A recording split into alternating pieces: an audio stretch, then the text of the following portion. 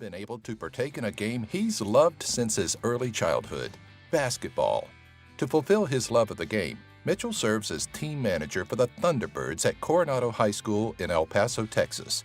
During the last game of the season, Coach Peter Morales sought to surprise his assistant by putting him in the game. But that's not where this feel-good story ends.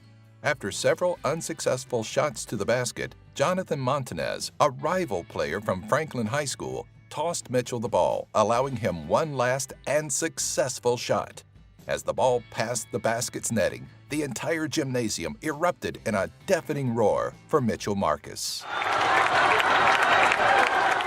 During his normal garbage route, Manuel made an unscheduled stop to visit a small autistic boy named Daniel.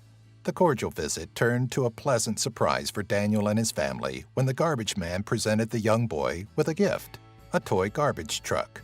What makes this moment all the more special, and why you never know what your generosity may mean to someone.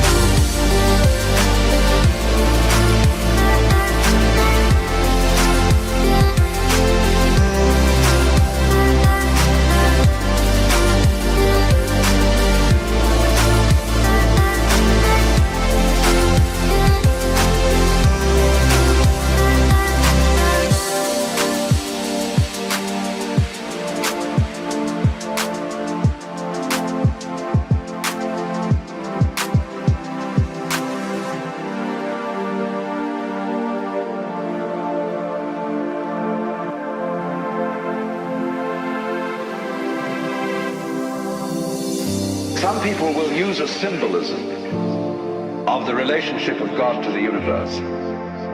God is, say, brilliant light,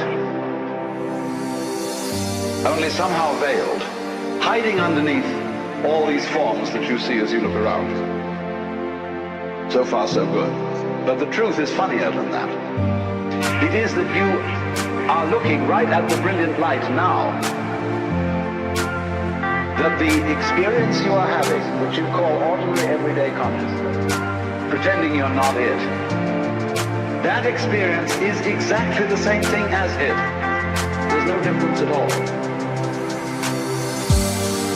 In other words, when you really start to see things, and you go into the nature of what it is to see, what vision is, or what smell is, or what touch is, you realize that that vision is the brilliant light of the cosmos.